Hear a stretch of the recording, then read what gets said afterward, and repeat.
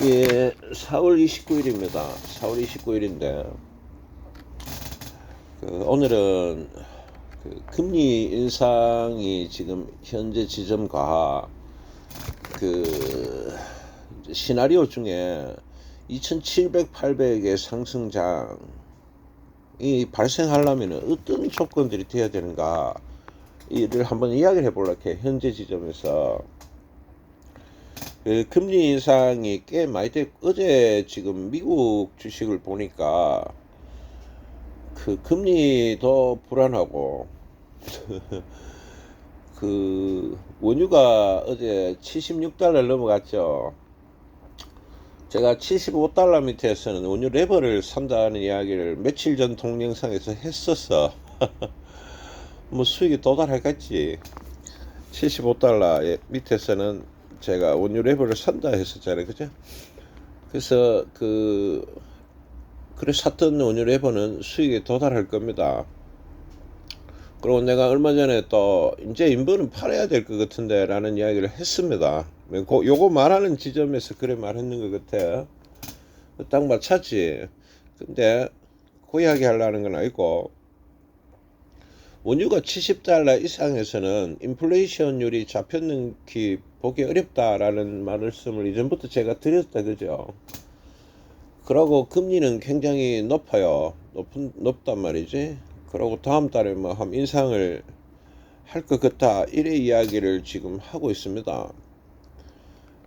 그러고 어제 미국에서 실적들도 거의 좋지는 않아. 거의 좋지는 않은데 앞으로 실적이 나아질 거야 라는 어떤 전망들을 보면서 어제 주식이 움직였다.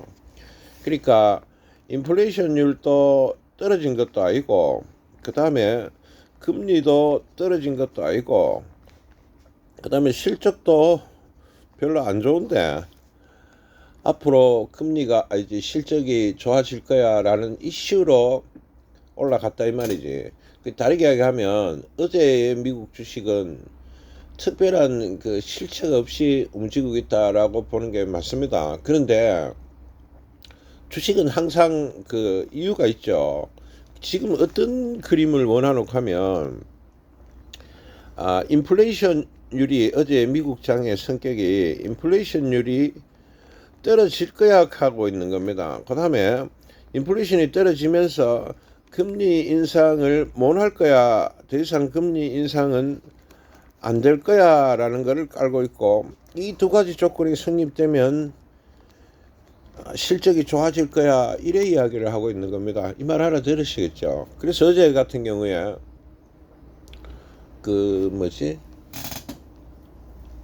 리퍼블릭 은행, 실리콘밸리뱅크 은행만으로 리퍼블릭 은행도 파산할 가능성이 아주 높아지고 있어요. 그것도 더 이상 이슈는 안 되고 있는 그런 상황입니다. 주식은 원래 반복을 하게 되면 반복되는 이슈는 크게 문제가 안 된다, 이래 되고 있죠. 자, 그러면 이걸 반대로 한번 이야기해 볼게요. 그럼 현재 실제로 인플레이션율은 떨어지고 앞으로 금리 인상은 그만할 거고, 실적들이 좋아질 거냐라는 이 세 가지 조건이 확실하냐 하면 그런 건 아니라는 거지. 확실한 건 없다. 특히 원유가 아직 75달러 유지한다는 거는, 물론 턴은 75달러 밑에서 샀던, 오늘 뭐 76점 몇 달러가 올라갔죠. 75달러 밑에서 샀던 네버가 수익권에 아마 도달할 겁니다. 팔아야지 뭐. 산다 안 카더나, 그죠? 근데 어쨌든 간에 인플레이션율이 올라가는 거는 명확히 꺾였다 보기 어렵다는 거, 아직은 그런 신호는 아니라요.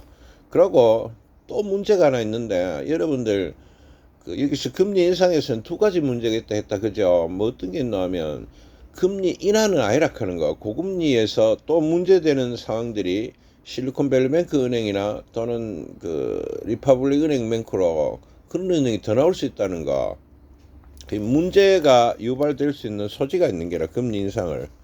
그래, 인플레이션 안 되더라도 금리 인상이나 고금리로 문제될 소지가 있고, 또 문제가 뭐가 하면 인플레이션율이 그 떨어지는 듯 하다가 다시 올라가 버리면 어떻게 할 건가? 이게 제일 최악의 시나리오라요. 그러나 파월이나 여기서 제일 싫어하는 시나리오가 그거거든. 인플레이션이 떨어지는 거 같았는데 목표 인플레이션이 2%를 했잖아. 지금이 한 4%인가 5%쯤 돼요. 그래서 한 3%쯤으로 오다가 다시 올라가면 뭐 할 건가? 금리 인상을 또 해야 되는 기라. 근데 그런 식으로 하면 약발이 잘 안 먹히거든. 약발이 잘 안 먹힌다고. 그거를 싫어하고 있어.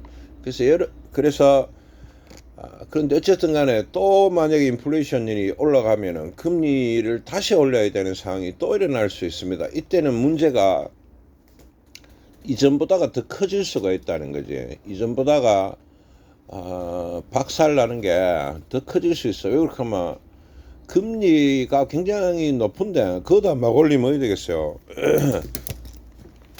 문제들이 굉장히 많아지겠죠. 또 문제 또 해결을 해야 되는 상황들이 커질 겁니다.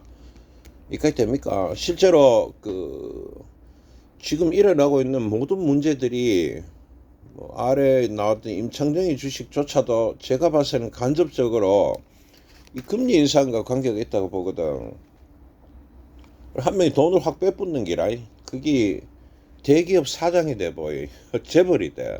재벌이 돈을 빼뿌니까 예, 어쨌든 간에 잠깐만 그 이야기 하나 하고, 그래서 여러분들 지금은 인플레이션과 금리 인상과 그 실적이 서로 맞물려 있고, 특히 인플레이션이 많이 되고 있는 건 아니죠. 작년보다는 금리 인상도 많이 하고 있지는 않았지. 이 두 가지 이슈는 어느 정도 안정이 잡혀서, 그래서 여러분들이 그 실적이 괜찮은 기업, 건강한 기업에 투자를 해야 되는 게 첫 번째 중요한 겁니다. 여기서 살아남으려면 아무 기업이나 하면 이 영향권이 계속 들어간단 말이다. 작년만큼은 알겠지만. 그리고 특히 지금 더 위험한 거는 망해뿐다는 거지. 희답한 기업은 망합니다. 그래서 이 실적으로 받쳐주면서 버틸 수 있는 저평가된 기업에 들어가야만이 인플레이션과 금리 인상에서 조금 안전할 수 있을 것이다. 그래 보이고, 현재 지점에서 미국의 주식의 상승은 어느 정도 상승할지는 모르지만은 그게 그 인플레이션이 떨어지고 금리가 더 이상 인상을 안 하고 실적은 계속 좋아질 거야라는 전제를 깔았기 때문에 달러 75달러를 가잖아. 그래서 100% 믿을 수 있는 현재 지점은 아니다. 의심해야 된다 하는 거. 의심 됐습니까? 의심을 하시라. 말이 나왔으니 계속 이야기를 하면, 요번에 제가 임창정의 주식 같은 경우도 금리 인상의 영향이라고 저는 보거든. 금리 인상의 후기 때 되면 이런 거 폰지 사기 비슷한 거, 예, 어제 같은 경우에 또 방송 인터뷰를 보니까 여기 대구은강 경북에서 어떤 분이 투자를 했대요. 자기 사장이 투자가 돈을 많이 버리는 거 보고 자기도 투자를 했는 게라 얼마를 투자했노 하니까네 3억 밑으로 안 받아준다 해갖고, 뭐 그분 인터뷰 내용이 그래요. 친구 돈을 합체가 5억을 투자했대요. 그래 투자를 했는데 지금 마이너스 4억 5천인가, 아니 3억 5천이 나 있대. 마이너스 3억 5천. 그러니까 투자했는 5억도 날아가고 마이너스 3억 5천도 났다. 이런 상황이 지금 일어났더라고. 크게 그래 이제 큰일 났는 거지. 큰일 났는 거지. 돈이 영대도 지금 뭐 마이너스 뭐 90% 카마 5억 투자하면 5천만 원은 남아 있을 거 아닙니까? 근데 그런 게 아니고 지금 마이너스 3억 5천이 나쁘으니까 이 사람은 거의 9억 돈을 날렸는 거야. 그러고 3억 5천을 어떻게 해결해야 될지가 아마 좀 문제가 많은 그런 겁니다. 안타깝지. 큰일 났는 거지. 그 다음에 여러분들 핫 따라잡기를 지금 내가 이렇게 보니까 그거 많이 들어가 있더라고. 많이 지금 거기 참여를 하고 있더라고. 핫 따라잡기를. 그런데 그거는 절대 못 이깁니다. 턴이 그 무슨 날이냐, 목요일 날 여러분들 그 제가 뭐라 해놓고 하면은 이제 거의 다 왔는 것 같다, 하한가가 풀리는 신호가 나왔다라는 말씀을 딱 드려서 목요일 날 그래 말했잖아. 그래 금요일 날 지금 그 박살나던 종목들이 전부 위로 치고 있어. 이까지 됩니까? 이걸 기술적 반등이라 하는 겁니다. 기술적 반등. 그러니까 뭐 20% 25% 올라갔더라고. 저 같은 경우는 왜 안 했노 하면은 이거를 하려면 기술이 필요하고 스피드가 필요하고 그 다음에 체력과 정신력이 필요해요. 근데 저 같은 경우는 기술은 있어요. 기술이 당연히 있지. 목요일날 그거를 한가가 멈춘다 하는 걸 어느 정도 알잖아. 이제 하가 끝나간다 하는 걸 안다면은 기술이 있다는 건데, 문제는 제가 지금 정신력하고 체력이 못 받쳐줘. 그래서 아침에 제 매매를 하고 나가 이렇게 보니까 이미 다 뛰들었더라고. 그래서 안 했는 겁니다. 제 난이도를 넘어간다고 보는 겁니다. 그래서 여러분들도 난이도가 넘어가는 건 종목을 하지 마시라 꼭 충고를 드리고 싶고, 특히 지금 같은 경우에 막 뛰어드는 사람들이 있어. 저는 이걸 불나방이라고 보거든. 현재 가격에서. 예전에도 이런 상황들이 많았었죠. 그러니까 10% 20% 먹는 게임에 참여하는데 죄송한데 노름입니다. 적정 주가가 아니거든. 적정 주가보다 굉장히 높아요. 높은 데 있는데 막 뛰드는 기라 전부 다 노름을 하고 있는 거지. 이거는 다시 한가 말 수도 있어요. 한두 방. 그러고 또 횡보할 수도 있어요. 아시겠어요? 그래서 조심하시라. 웬만하면 하지 마시오. 능력 안 되면. 자, 그만하겠습니다.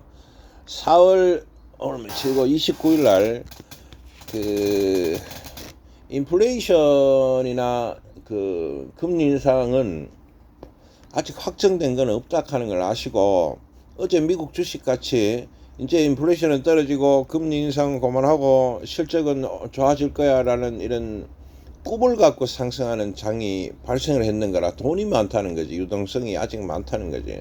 그래서 이 장의 상승에서는 주식을 하지 마시라는 게 아니고 참여를 하실 때 조심조심하게 하시는 게 좋다.